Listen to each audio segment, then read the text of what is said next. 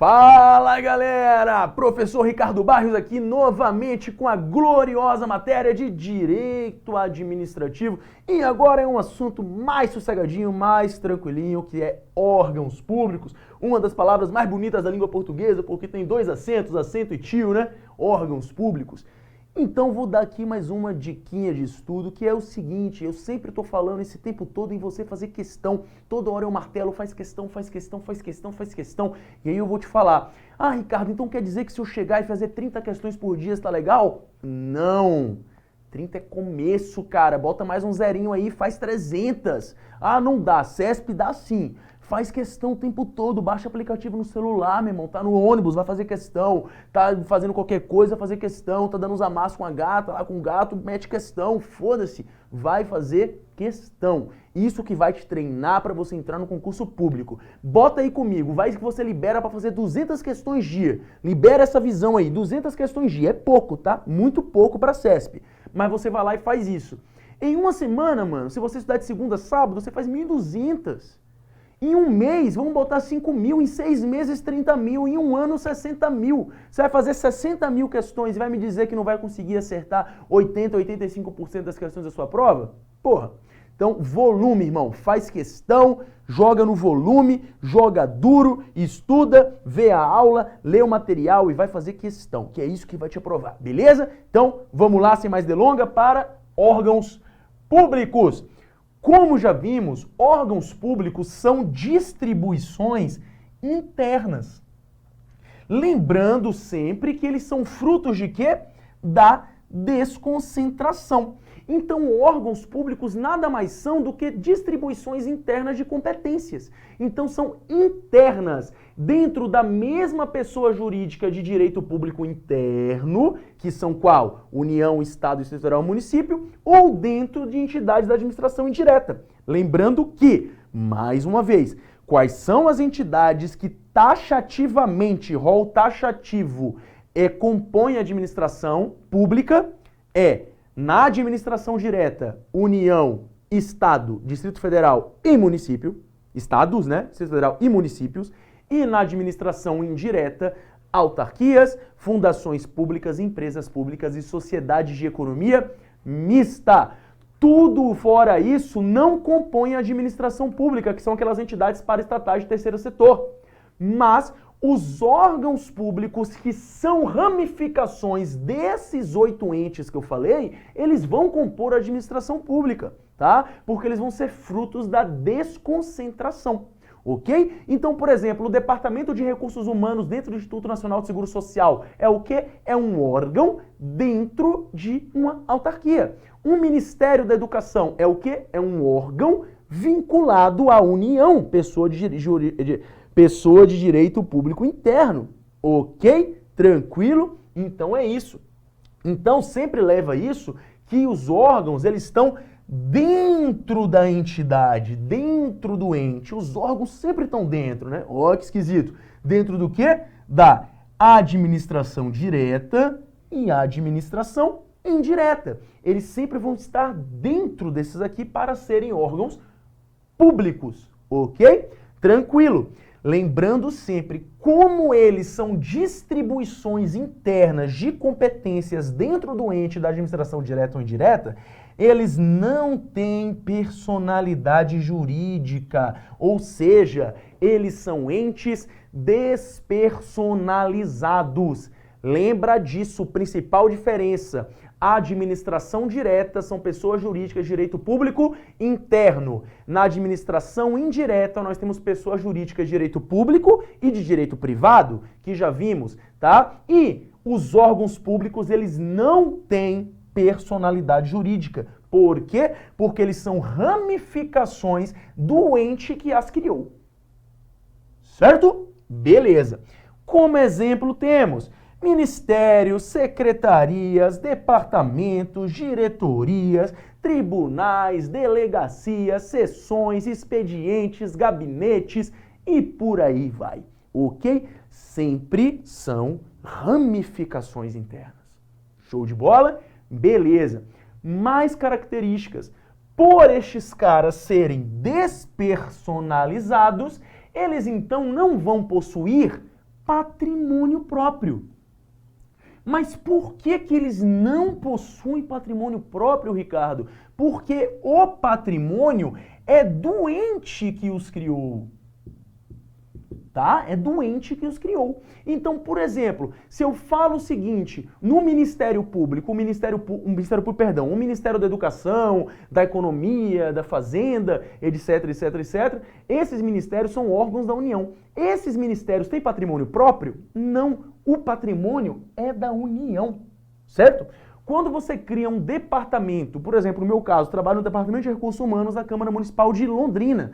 Esse departamento é um órgão que é dentro da Câmara, tá? Sendo que a Câmara também é outro órgão. Olha que coisa. Mas a própria Câmara, ela não vai ter nessa situação, nem o departamento, patrimônio público próprio, porque isso aí vai ser tudo do ente que o criou, no caso, o município.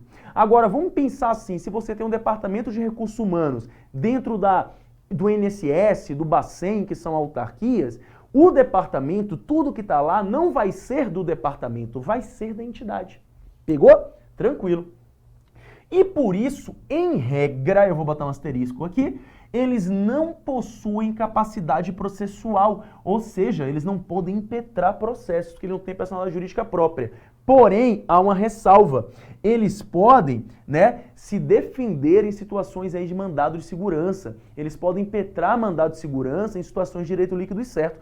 Tá direitinho no material de vocês. Por exemplo, você não tem capacidade processual, mas uma Câmara, uma Prefeitura, que são todos órgãos aí, podemos dizer assim, né? Uma Prefeitura é um órgão do município, tá? E por que que eles têm a Procuradoria? Porque eles têm uma capacidade processual de se defender, de impetrar mandado de segurança para direito líquido e certo, etc, etc, etc. Então, em regra, eles não têm esta capacidade processual, ok?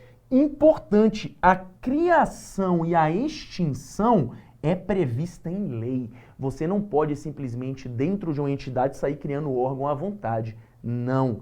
Órgão tem a sua criação e extinção feita por lei. Então, eu quero excluir uma secretaria, tem que ser feita uma lei para isso. Quero criar um ministério, uma lei. Quero criar um departamento dentro do ministério, lei. Tá? Órgãos públicos têm sua criação e extinção feitas por lei.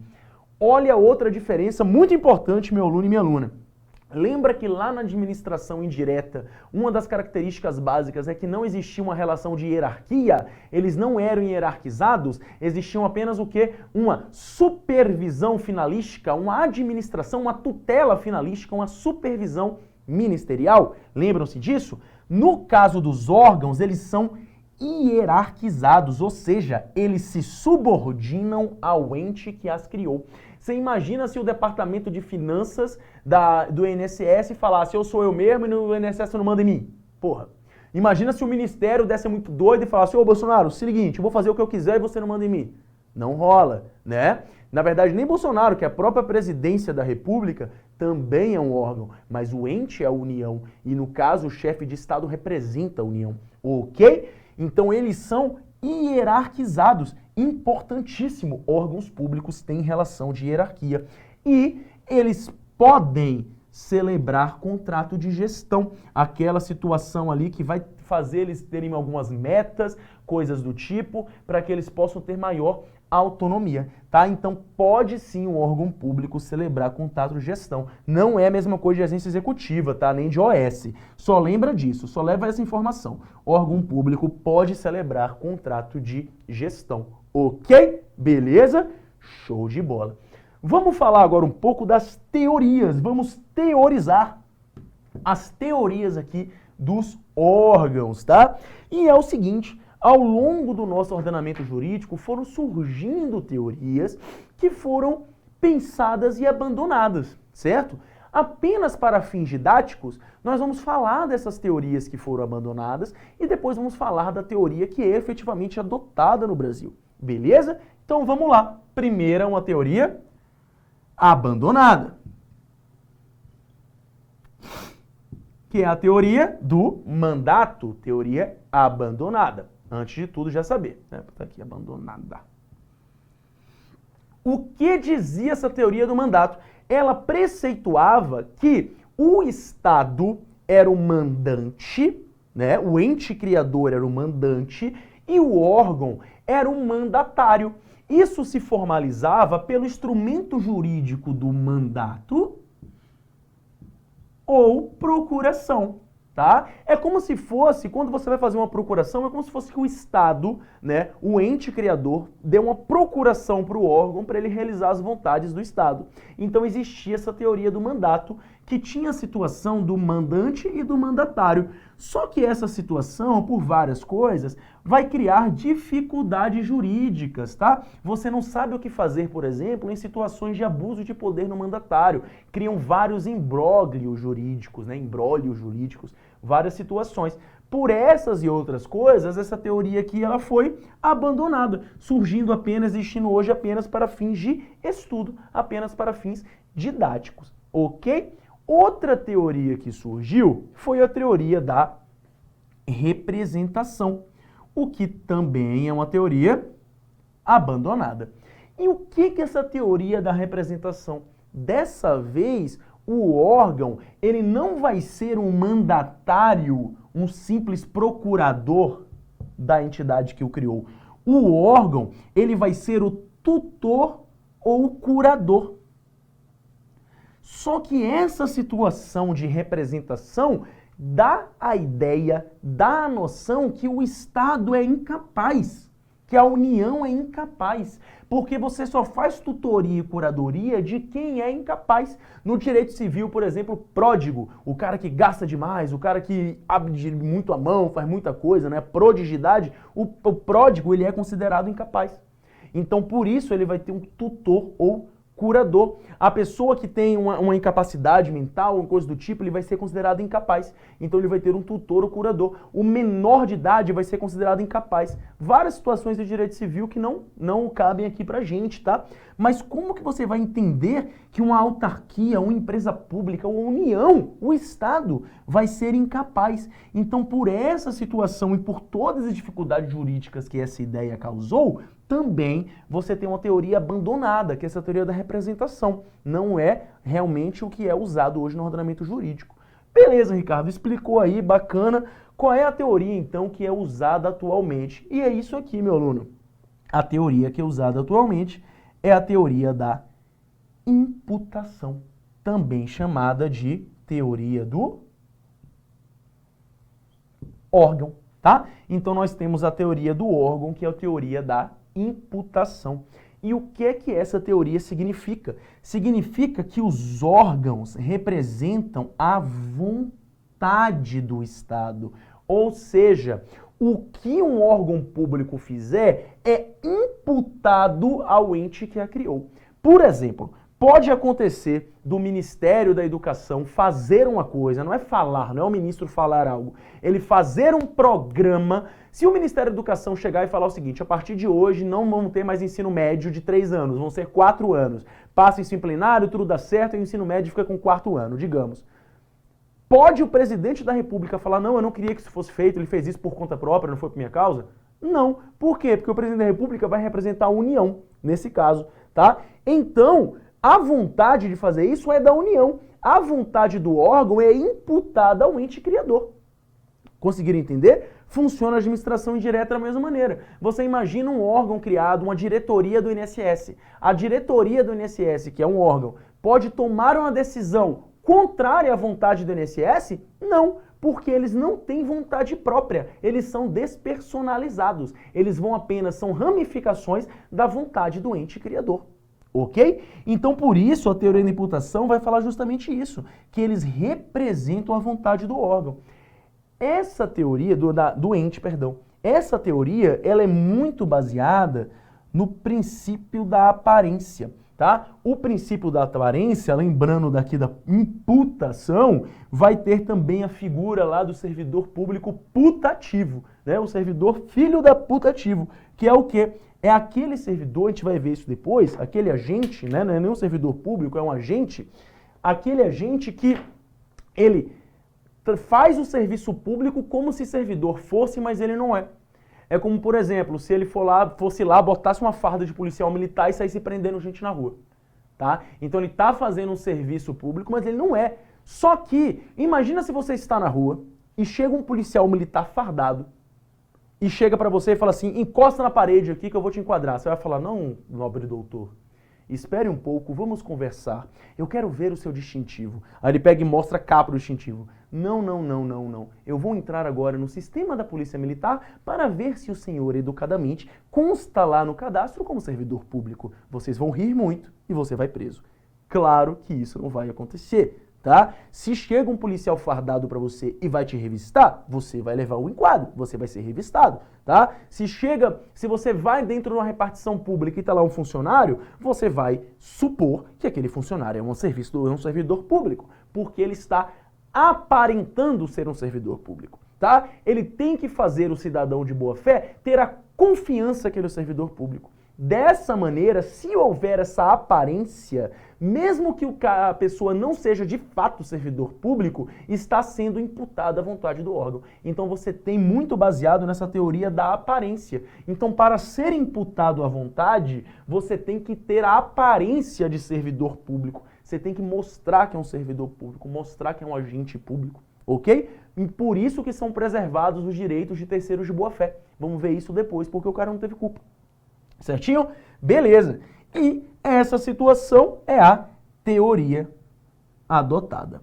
Então hoje nós adotamos essa teoria da imputação. Então no ordenamento jurídico brasileiro, hoje a teoria da imputação é a adotada, que também é chamada de teoria do órgão. Ok? Beleza? Vamos continuar agora com a classificação. Aí olha que coisa bonita que eu fiz aqui. Vou até apagar aqui para dar mais espaço para essa obra de arte da didática contemporânea. Olha só que coisa linda. Eu achei. Beleza.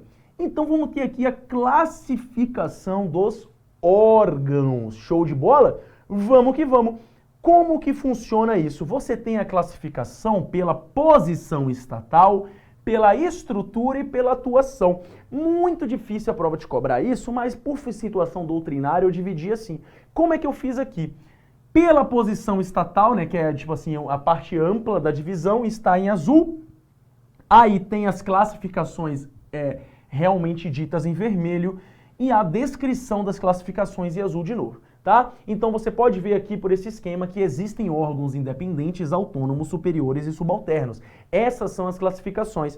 Essas classificações estão dentro da espécie de classificação, gênero de posição estatal, e aqui estão as características de cada uma. Beleza? É assim que vai funcionar. Vamos então ver como é que funciona isso? Vamos que vamos.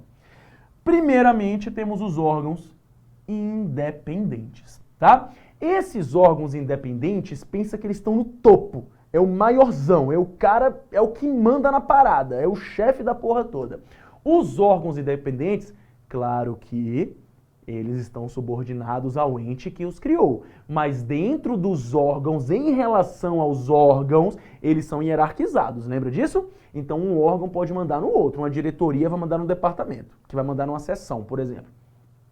Então os órgãos independentes, eles são os órgãos de mais alta hierarquia. Eles são os que mandam na porra toda. Aí você vai falar, então o Ministério é um órgão independente. Não. A Presidência da República é um órgão independente. A governadoria, a governança, não sei nem como fala isso, a governadoria do Estado, né, é um órgão independente. A Prefeitura é um órgão independente. O Senado é um órgão independente. A Câmara é um órgão independente. Os tribunais são órgãos independentes. Que tribunais? Os tribunais superiores, STF, STJ, tribunais de contas, né? Tribunais de contas, na verdade, é um órgão autônomo, né? Que ele é diretamente subordinado. Mas tem os tribunais jurídicos, eles são órgãos independentes. Então, tribunais, TRF, TRE e por aí vai. Ministério Público da União, também órgãos independentes. Ok? Então essas situações, alguma parte doutrinária, isso é bem, às vezes não é 100% pacífico, porque a doutrina também traz às vezes o MPU como órgão autônomo, tá? Como órgão independente e órgão autônomo também. Então, mas aqui você tem essa ideia, na mais alta hierarquia, você pode pensar assim, de cara, presidência, Câmara, Senado, tribunais, você tem aí os órgãos independentes. logo abaixo dos órgãos independentes, logo abaixo dessa hierarquia, que vão ter os órgãos autônomos, que eles são imediatamente subordinados a quem? Aos órgãos independentes. Beleza? Eles têm ampla autonomia, mas não total. Eles têm uma relativa quantidade de autonomia. E quem são eles? Aí sim, vão vir ministérios, secretarias, tribunais de contas, em algumas situações vão falar, mas mais aqui temos ministérios, secretarias de Estado, né? Ministérios da União, são órgãos autônomos. Beleza? Logo após eles, vem os órgãos, vem que é uma escadinha, porque eles são hierarquizados, vem os órgãos superiores. Então nós temos independentes, autônomos e superiores. Às vezes, pode confundir você achando que o superior está no superiorzão, não. Não é assim. Independentes, autônomos, superiores. Você pode ver assim, IASS, IASS. Em vez de INSS, você bota IASS. Independente, autônomo, superior e subalterno. Esse é o mais fácil de saber que está no último, né, tadinho? Subalterno. Mas você pensa assim, IASS. E o que são, então, esses órgãos superiores, que são os terceiros na hierarquia aqui em posição estatal? Eles têm um poder de decisão, tá? Mas eles não têm uma autonomia ampla, mas têm uma forte autonomia técnica. Então, o que eles vão falar está embasado tecnicamente. Também não é pacífico na doutrina isso aqui, aí já começa uma situação assim mais nebulosa, por isso que é muito difícil assim a prova cobrar se tal coisa é um órgão superior, autônomo, né? Porque não tem aí alguns autores botam de uma maneira, outros juristas botam de outras, né?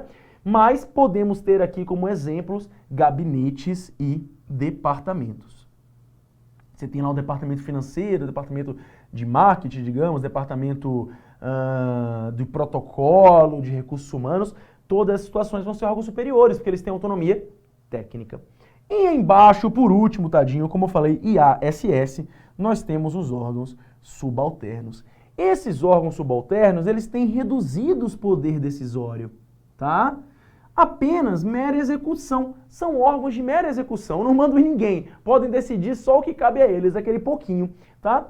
E aí também não é pacífico na doutrina, é complicado. Eu até sugiro que você aí por sua conta própria tente procurar no, quem sabe, no Pai de Nós Todos, no Google, a posição de vários autores, vários sites, se você tivesse curiosidade em saber aí o que você pode mais indicar como cada classificação, tá? Porque independente, presidência, Câmara, Senado e tribunais, show. Autônomo, Ministério e Secretaria, show, né? Agora, superior e subalterno já começa a ter uma dificuldadezinha aí para você ajeitar. Mas aqui, como exemplo, eu trouxe expedientes, né? Sessões, delegacias e por aí vai, tá? Então aí vão ser órgãos subalternos. Então toda essa situação, ele é quanto à posição estatal, beleza? Mas temos outras situações. Podemos também classificar os órgãos pela sua estrutura. Perceba que um ministério, digamos, ele vai ser um órgão autônomo, com a estrutura composta e uma atuação colegiada.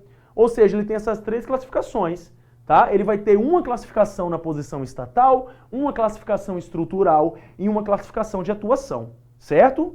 Todo órgão vai funcionar assim.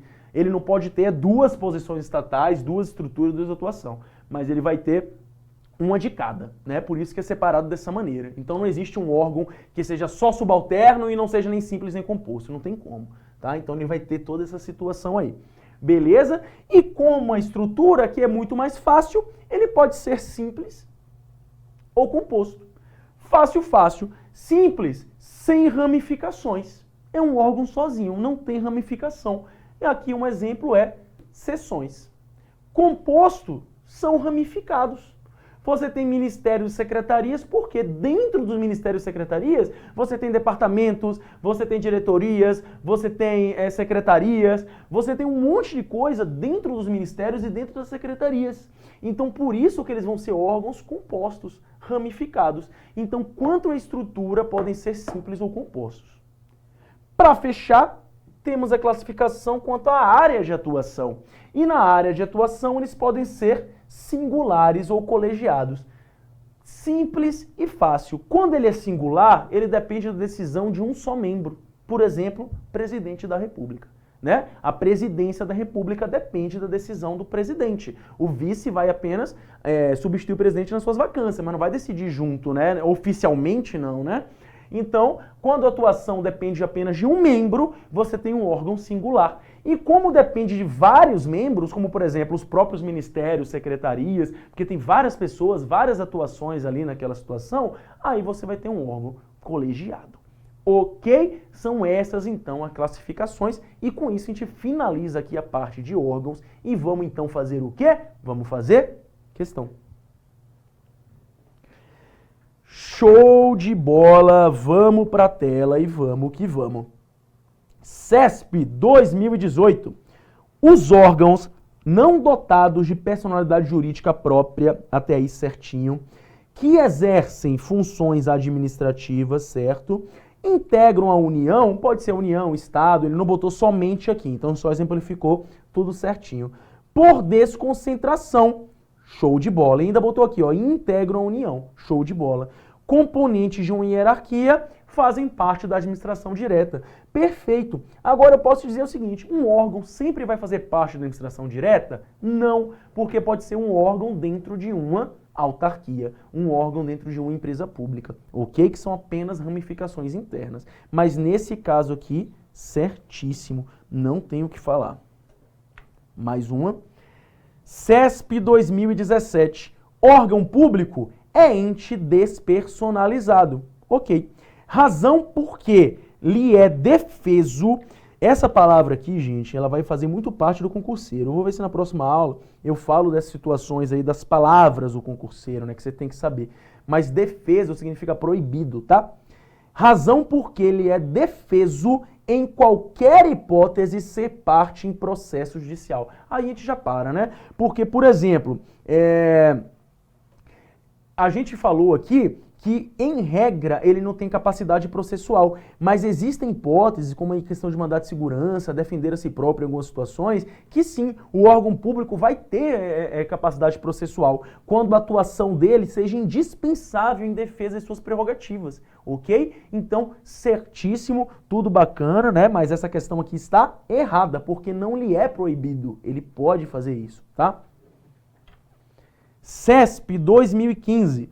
De acordo com a teoria da imputação, né, já começar aqui, porque o resto é só cabeçalho, atualmente adotada no ordenamento jurídico brasileiro, perfeito, a manifestação de vontade da pessoa jurídica dá-se por meio dos órgãos públicos, perfeito. Ou seja, conforme essa teoria, quando o agente do órgão manifesta sua vontade, a atribuição é atribuída ao Estado. Vem para mim aqui, meu aluno, questão aula.